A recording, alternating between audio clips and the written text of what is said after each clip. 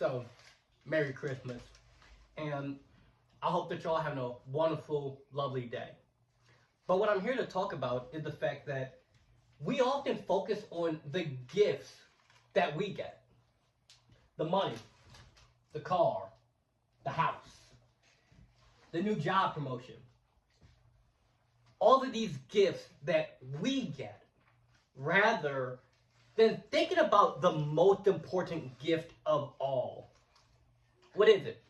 Family, love, happiness, time, freedom. Personally, I believe that the most important gift of all is the gift of life. And we often don't ever think about that. How unlikely is it for you to be born? Just think about all the things that had to go exactly right. If your mom was a minute late for a bus, she would have never met your dad. If your great-grandfather got drafted into World War II and he died there, you wouldn't have been born. You wouldn't be watching this video. You wouldn't have woke up today and saw the sun shining, if it is where you are. You wouldn't have heard the birds chirping. You wouldn't have felt that sunlight on your skin.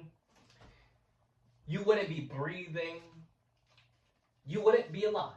You would not have the gift of life if it wasn't for every single thing since the beginning of the universe to have gone right for you to be alive. And I've got a few notes here to keep me on track. So, when we're thinking about gifts, I want you to reflect on the basics that you have, because everyone's in different situations financially, physically, health-wise, etc. Basic gifts. The gift of water.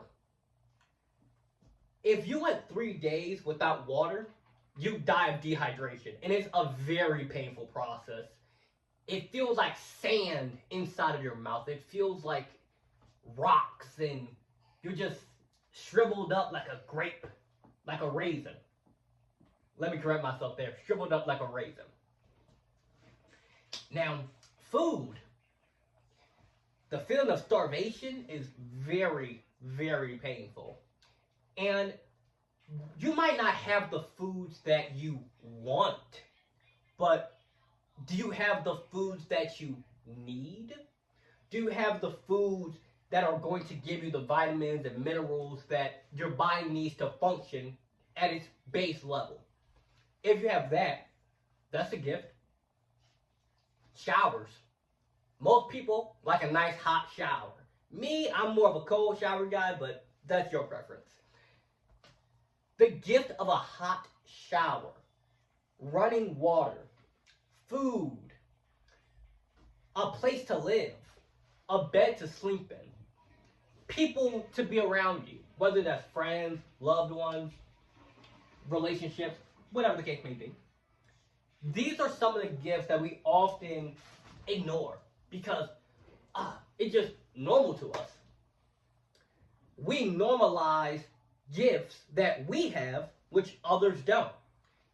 We often normalize our own personal and talent-based gifts, such as the gift of gab, talking, the gift of art, the gift of music. We think that because somebody else is so far ahead of us, because somebody else has made 10 albums and they've done 20 years of experience and they have these PhDs and they've gone to these places and they've traveled the world, we start to think that we're nowhere near on that level, when in reality, we have the capacity to get there. Because right now, I obviously am not as polished and well-refined as somebody who's been doing public speaking for 50 years. Because, of course, if you did something for 50 years, you're going to be a whole lot better at it than the guy who's done it for 3. That goes with anything. Guitar playing. I cannot play the guitar. But if I sat down and deliberately tried for 5 years to play the guitar, I'd figure something out. So, when we're thinking of our gifts, our abilities, our talents, we need to stop comparing ourselves so far above to somebody who's been doing it for decades or however long they've been doing it. You're your own individual. You have the gift of life, and every day you wake up, you have the gift and possibility to advance in the field that you desire, in becoming a better speaker, in becoming a better artist, musician, poet, whatever your path is. And that ties into another fact that we often neglect the fact that we have the gift to impact others. We have the gift to be able to change somebody else's life. Because I want you to remember a time when somebody did something that helped you, something that inspired you, something that motivated you, maybe even saved your life. I want you to reflect on that for a moment while I drink my water.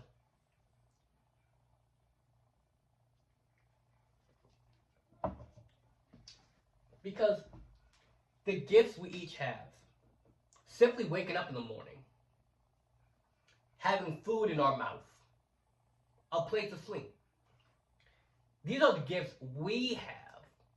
But how often have you thought about the fact that you have the gift to be able to give to others, to be able to inspire them, to help them? You see a homeless person on the street. It don't cost nothing but maybe $2 to buy them some water so they don't die of dehydration. It costs nothing to tell them, have a good day. It costs nothing to help that old lady across the street. It costs nothing to be able to give and inspire and bless others. It costs nothing. But when we're thinking of Christmas, we often are thinking of gifts that cost. Gifts of material items, new game system, car, money itself, even just a letter, a nice handwritten card. That does cost money. But it costs nothing to give somebody some time. It costs nothing to be able to tell somebody that you care about them. That costs nothing. And when we think of gifts, we often think money. I want you to think gifts in terms of life, in terms of inspiring others, in terms of helping people, in terms of giving back. Not focused solely on what you get, even though that does matter. Don't be in an interaction where you're being neglected, where you're being taken advantage of. But remember, you have a gift inside of you that you can give to others. Your gift might look completely different from mine. Your gift could be cooking. You can make food. You can work at a soup kitchen. You can feed people. Your gift might be music or comedy. You can entertain people. For me, it's speaking. It's inspiring. It's motivating. It's teaching. It's leading. Now, the gifts you also have that can help you. So, on the same note of giving to others, what you put out, you will in turn receive back. Motivational speakers, they get paid to do that. Artists get paid to make art. Musicians get paid to make music. They give to others, and in turn, they get back. They get something of value for the value that they give. But then we run into an interesting question. At least this is interesting to me. How do you quantify the value of a piece of art? Yes, you could say the price of the material, the price of the paint, the price of these things, but what's the price of time? What's the price of energy, passion, effort? What's the price of these things? And when we think about it, it's kind of hard to put a price on that. It's kind of hard to put a price on love. It's hard to put a price on support. It's hard to put a price on the things that we often neglect, but are in fact the most important gifts that we have available to us. It's hard to put a price on respect. It's hard to put a price on breathing. It's hard to put a price on a hot shower. Yes, the utility company might say a certain number, but what is the price that you value being alive? What is the value that you place on the simple things in life? The ability to walk. If you're in a wheelchair, the ability to be able to move. If you're completely bedridden, the ability to breathe. What's the price you put on that? And to close out, I want to say that you better use it, because you're going to lose it. That's one of the things that we often don't think about with life. There's going to come a day when it ends. There's going to come a day when you take your last breath. You see your last sunset. You see your last sunrise. You hear your last bird chirp. You go on your last road trip. You go on your last flight. And then, it's over. Or at least that's what I think. You know, everyone had their interpretations, afterlives, reincarnation, heaven, hell, whatever.